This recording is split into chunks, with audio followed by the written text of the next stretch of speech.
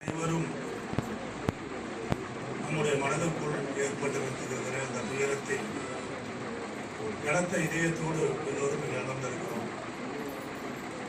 மரணம் என்பது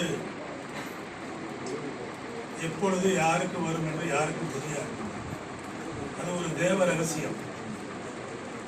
நல்லாதாங்க இருந்தாரு, நல்லாதான் பேசிட்டு இருந்தாரு சொல்றாங்க. ஆனால் இறைவனுடைய அழைப்பை ஏற்று நம்முடைய வெண்மையல் சண்முகம் அவர்கள் நம்மை விட்டு பிரிந்திருக்கிறார். பத்திரிகை உலகத்திற்கு ஈடு செய்ய முடியாத இழப்பு என்றாலும் என்னை பொறுத்தவரையில் தனிப்பட்ட முறையில் அவரோடு 40 ஆண்டு கால நட்பை பேணி காத்து வந்தவன் என்ற முறையில் எனக்கு தனிப்பட்ட முறையிலே பெரிய இழப்பு என்பது என்னை அறிந்தவர்கள் மாத்திரம் அறிந்த செய்தி. நான் அரசியல்வாதியாக இருந்த காலகட்டத்தில் அவருக்கு ஏராளமான செய்திகளை கொடுத்திருக்கிறேன். 1980களில் புலனாய்வு இதழ்கள் என்பது 4-5 இதழ்கள் தான். தராசு, நக்கீரன், கடுகு, சத்திரிகை, மிகப்பெரிய பத்திரிகை. இன்றைக்கு பத்திரிகைகளுக்கு 5000 பத்திரிகைகள் ஒரு நாளைக்கு பதிவாகி கொண்டிருக்கிறது. 5000 பத்திரிகைகள் நடைமுறையில் இருக்கிறது. 1000 பத்திரிகைகள் வந்து கொண்டிருக்கிறது. 4000 பத்திரிகைகள் வராமல் 6 மாதத்திற்காக வந்து கொண்டிருக்கிறது. இதெல்லாம் பொருளாதார சூழலில் இவ்வளவு பெரிய ஆட்களும் நடத்த முடியாத வேலை. இப்படிலாம் தெரியும். சரத்குமார் ஒரு பத்திரிகை ஆரம்பிச்சா நடத்த முடியும். ஒரு பெரிய நடிகர் ஒரு படத்துக்கு பல கோடி வாங்குறவர்களே பத்திரிகை நடத்த முடியும். மிக மிக சாதாரண நிலையில் இருக்கிறவர்கள் பத்திரிகை நடத்துவது என்பது ஒரு சாதாரண விஷயம் அல்ல. காரணம், அதிலே பல உள்ள அரசியல் இருக்கு. தினசரி பத்திரிகை விளம்பரம் தருகிறவன் புலனாய்வு பத்திரிகை தருவதில்லை. புலனாய்வு பத்திரிகையில் இருக்கிறவனுக்கு ஏதாவது ஒன்று என்றால் அதை எழுதுவதற்கு தினசரி பத்திரிகையில் இருக்கிறவனுக்கு எழுதுஇல்லை.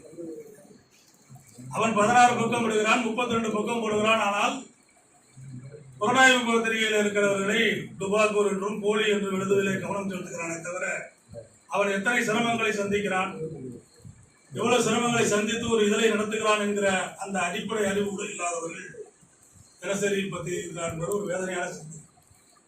எனக்கு முன்னாலே பேசிய பாரதி ராஜா சொன்னார், எல்லோரும் ஒற்றுமையாக இருக்க வேண்டும். அதைத்தான் நாம் சொல்லுகிறோம். யார் கேட்கிறார்? ஒற்றுமை என்கிற வார்த்தையை பத்திரிகையாளரே கெட்ட வார்த்தை ஆகிவிட்டார். இதை நான் வேதனையோடு சொல்லுகிறேன், அனுபவத்தை சொல்லுகிறேன். அரசியலில் நான் இருந்திருக்கிறேன், அதில் பல விஷயங்கள் பார்த்திருக்கிறேன். நமக்கு பின்னாலே இருந்து கொண்டு குடிபடுத்திக் கொண்டிருப்பான்.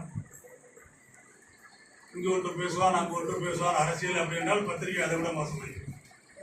ஆனால் இதையெல்லாம் கடந்து நாம் வெற்றி பெற வேண்டும் என்றால் நாம் ஒற்றுமையாக இருக்க வேண்டும்.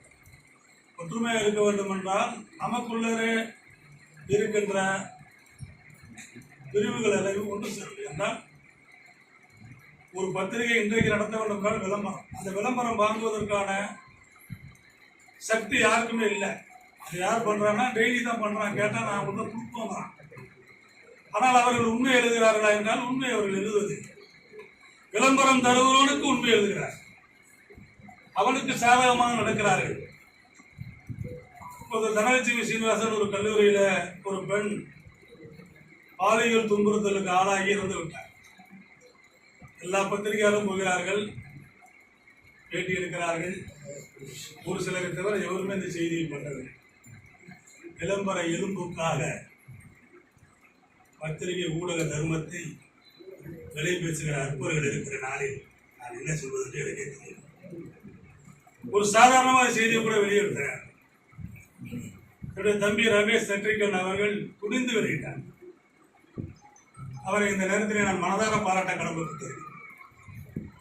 செய்தியை சொல்லுங்க, மக்கள் தெரிஞ்சுக்கிட்டு அதுக்கப்புறம் முடிவு எடுக்கட்டும். நீ விளம்பரம் வாங்குங்க, அது கூட போங்க, மனித கொடுத்து விளையாடுங்க, அதை பற்றி பிரச்சனை இல்லை. இது போன்ற பல விஷயங்கள் நமக்குள்ள இருக்கிறது. இதை இந்த நேரத்தில் நான் சொல்வதற்கு காரணம், இது போன்ற இடங்களில் தான் நான் பேச முடியும். வெண்மையல் சண்முகம் அவர்கள் 1980 எனக்கு பழக்கம். அவருடைய எழுத்து என்பது அவர் மறைந்து விட்டாலும் காலத்தினால் நிலைத்து நிற்கக்கூடிய ஒன்று. அவருடைய எழுத்துக்களை நான் அவருடைய குடும்பத்தாரிடம் கேட்டிருக்கிறேன். அதை வாங்கி அதில் மிகச்சிறந்த கட்டுரைகளை வெண்மையல் எழுதிய கட்டுரைகள் என்று வெளியிட இருக்கிறேன். அதை அவதாரம் பப்ளிகேஷன் வெளியிடும் என்கிற செய்தியை கிட்டத்தட்ட செய்ய இருக்கிறேன். அது மட்டுமல்ல, அவருடைய குடும்பத்தார் என்னிடத்திலே சில கோரிக்கை வைத்திருக்கிறார்கள். அதையும் நான் செய்து தருவதாக அவர்களுக்கு வாக்களித்திருக்கிறேன். அவர்கள் குடும்பத்தார் எனக்கு மிகவும் நெருங்கியவர்கள். பலவிதமாக பேசலாம். ஒரு மனிதன் இறந்த பிறகு சர்ச்சைகள் வரலாம், விமர்சனங்கள் வரலாம். ஆனால் எந்த ஒரு மனிதனையும் விமர்சனத்துக்கு அப்பாற்பட்ட ஒரு தேவதூதனாக நினைக்க முடியாது. என்ன 50 பேர் நல்லவன் என்று சொன்னால் 50 பேர் கெட்டவன் என்று சொல்ல போகிறார். இதான் குடும்பம். 100க்கு 100% யாரும் நல்லவன் என்று சொல்ல போவது. வெண்மையல் அவர்கள் வாழ்ந்த வாழ்க்கை என்பது அவருக்கு பிடித்த வாழ்க்கையை அவர் வாழ்ந்திருக்கிறார், அவ்வளவுதான். அதில் விமர்சிப்பதற்கு போல நாம் கருத்து வேறுபாடு இல்லை. அவருக்கு என்ன வாழ்க்கை பிடித்தது அதை வாழ்ந்திருக்கிறார், வாழ்ந்து மறைந்திருக்கிறார், முத்திரை வைத்திருக்கிறார். அவருடைய எழுத்துக்களை பற்றி இரண்டை மாற்றம் சொல்லுகிறேன். அந்த எழுத்து என்பது, இந்த சொல்லாடல் என்பது மிக அழகாக ஒரு இடத்துல வரும். அவ்வளோ அருமையா இருக்கும். ஒரு 84, 85 நினைக்கிறேன். அதிமுகவில் அப்போ வந்து ஆட்சியில் 89 நினைக்கிறேன். அதிமுக ஆட்சியில் இருக்கிறோம். தமிழ்நாடு ஓட்டரில் எல்லாரும் அதிமுகலாம் கூடி நைட் ஆச்சுன்னா உங்களுக்கு தெரியும், அரசியல்வாதிகள் எல்லாம் பாட்டில் உடைப்பா, சினிமாக்காரன் பாட்டில் உடைக்கிற மாதிரி